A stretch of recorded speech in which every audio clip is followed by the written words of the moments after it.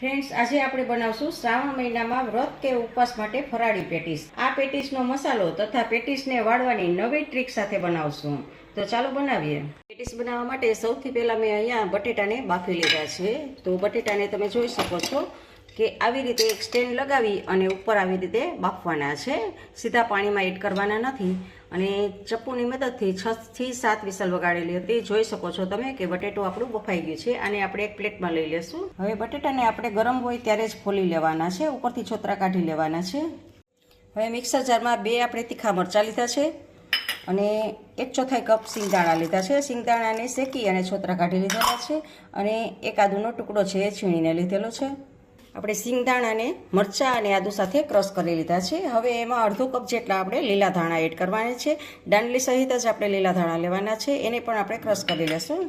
કોથમીર, મરચાં, આદુ અને મગફળીને આપણે પીસીને તૈયાર કરેલા છે.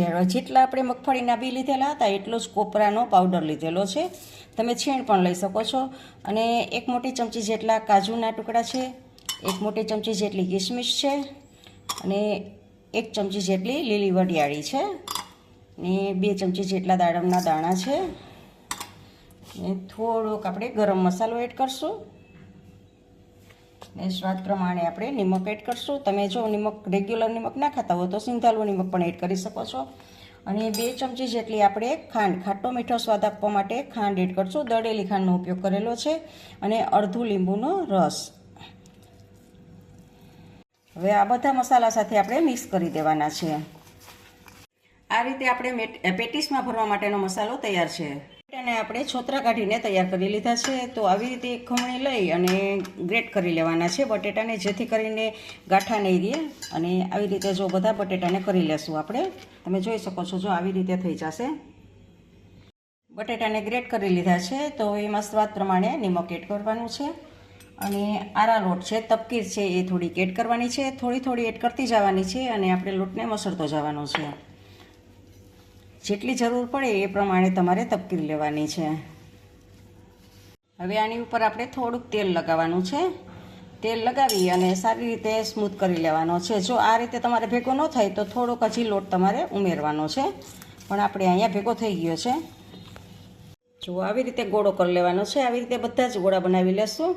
અને એ રીતે આ મસાલાના પણ આપણે ગોળી અગાઉથી બનાવી લેવાની છે. તો જુઓ, આવડી આપણે ગોળી બનાવશું. હવે આપણે આને આરા લોટમાં આવી રીતે આમ દોડવાની છે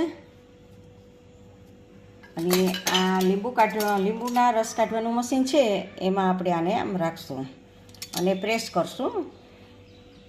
જુઓ, આવી રીતે આમ પ્રેસ કરશું અને આને આપણે લેશું. હવે આમાં તમારે છે ને આ ગોળી છે એ આમાં રાખી દેવાની છે અને બધી બાજુથી આવી રીતે આમ પ્રેસ કરતું જવાનું છે. આવી રીતે પેટીસ તમારે લીંબુના રસ કાઢવાના મશીનથી વારું છું. તો જો બધી બાજુથી આમ પેક કરી દેવાનું.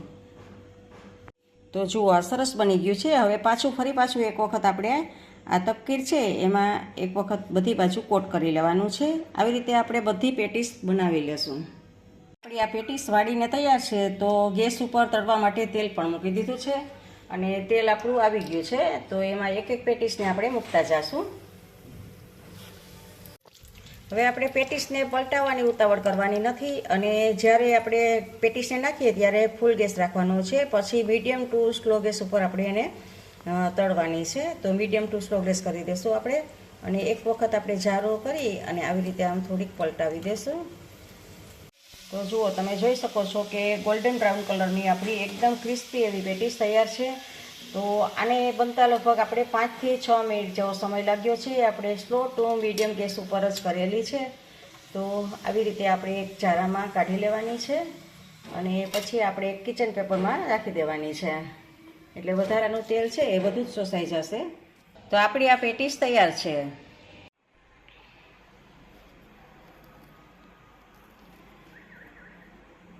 તમને રેસીપી ગમે તો લાઈક, શેર અને સબસ્ક્રાઈબ કરજો.